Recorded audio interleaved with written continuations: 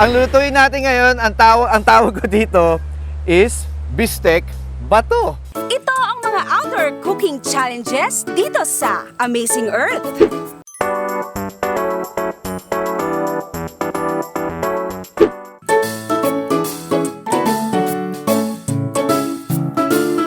Kapag ganito kaliwalas ang lugar, napakasarap mag-outdoor cooking, hindi ba? Kaya ngayong hapon, inimbitahan natin ang rockstar chef na si Chef Lau. Yes! Chef Lau, what's Magandang up, Dog? hapon. Good. Kamusta? Very Kamusta? happy, very excited to be outdoors. Oh, ganda dito ah. Alam niyo, Chef, kayo ang lodi ng maraming master chef. At lodi ng mga katulad kong gusto maging chef or kahit nagluluto sa bahay. Di ba? At yung skills nyo, yung culinary skills nyo, nakarating na ng Amerika, nakarating na ng Europa, yes. Australia. Pero may challenge kami para sa'yo ngayon. Ano yun? I'm sure baka maliit na bagay lang sa itong challenge na to. Pero, Para kinakabahan ako ah. very interesting. Ang challenge, Chef, ay magluluto tayo gamit ang bato. Bato? Bato. Pwede ba yun? Wow, oo naman! Challenge accepted, bro! So, ano itatawag natin, Chef, sa lulutuin natin? Alam mo, since puro bato itong nasa paligid natin, naisip ko, why not cook Bistek Bato? Bistek ba to? Yes. Diba? Bagay na bagay, aabangan ko yan, Chef. Yes. Looking forward ako dyan. Oo. And mamaya titikman natin yan. Yes. Okay, so, bro, maghanap na ako ng mga bato Marami dyan, Chef, marami. na pagluluto ako.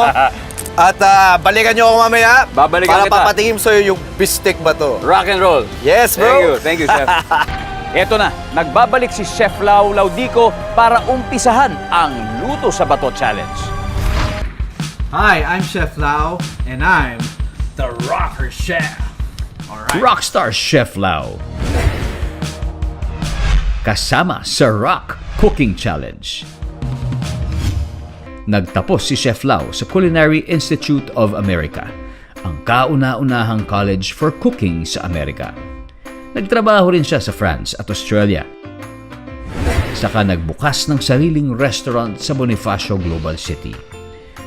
Ngayon, meron siyang 2 restaurant kasamang misis niyang si pastry chef na si Chef Jackie Laudico.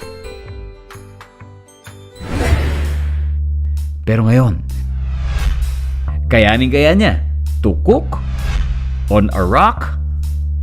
Ang lutuin natin ngayon, ang tawag ko dito is Bistek Bato. Bakit bato? Palalaman natin yan. Sinaunang panahon pa, nagluluto ang mga tao sa bato gaya sa South America at India.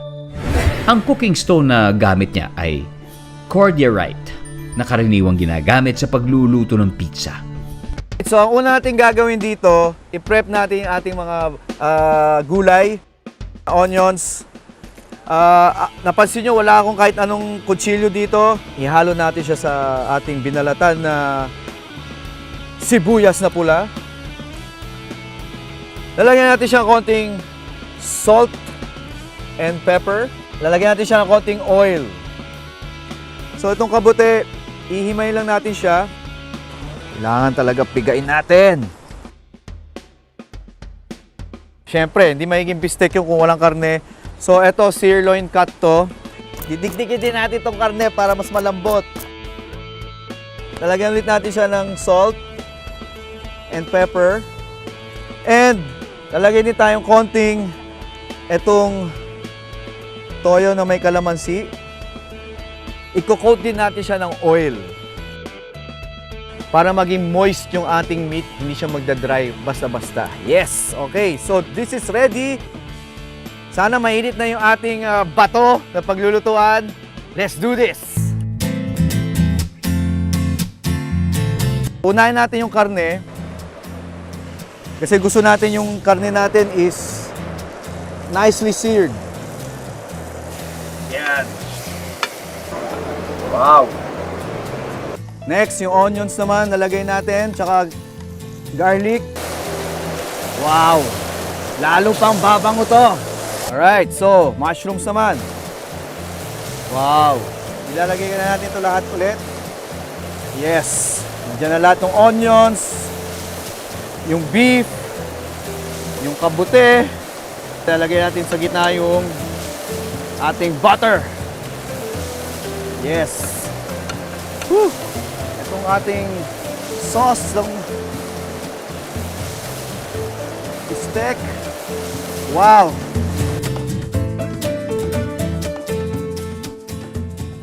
Sana magustuhan ni Dong itong luto natin. Amoy pa lang, feeling ko panalo to. Eto na. Chef, tapos na. Naaamoy ko na yung beef steak, di ba? Yes! Beef steak. Ang Naku, tawag ko talagang dito, bro, is beefsteak bato. Tapos chef, anong apoy ang ginamit natin dito? Panggatong lang. Kahoy. Kahoy Yun. tayo, panggatong. Yun yung medyo challenging. May factor ba talaga, chef, kung saan mo niluluto ang isang ulam? Yes. Pan or bato? Oo. Iba And talaga. may factor din kung ano yung gamit mo na apoy. Kasi yung ginamit natin kayo na panggatong, may wood smoky flavor yan. Yun. So itong beefsteak natin, itong beefsteak bato, may pagka-smoky siya. Bagay na bagay sa beef. Ako, naiintriga na ako kung ano ang Oh, lasa the best to. beef steak pa to na luto Yes. sa bato. Exacto. Yes, sir. So, dalawang source ng bagong flavor. No? Bukod sa Bato, Ricardo, like yung garlic, everything, it's bato, at saka yung panggatong mismo. panggatong mismo. Pwede Yes. bang rock and roll na tayo? Rock and roll na to. Huwag na natin pahintayin to. Ayan. O, di ba? Chef, paano mo pinalambot to? Bato. Bato rin. Inano ko, binasag ko ng bato yan. Eto, tapos nagdagdag tayo ng mga kabute, ng mga Yun. mushrooms. Saka syempre yung ating onions, garlic, tapos yung sauce niya. And tsaka kaya nakita mo medyo malinamnam siya na medyo naglagay din ako ng konting mantikilya. Yun. Bilang chef, ilang beses mo ba tinitikman bago mo i-certify na pwede na ilabas ito? Isang beses, Isang at beses. least. Oo. Ito actually hindi ko pala titikman.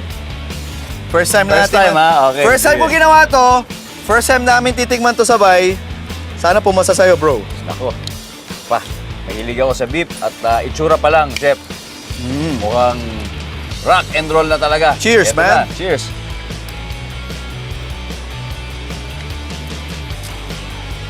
Alam mo kulang dito? Rice. Kailangan ng kanin.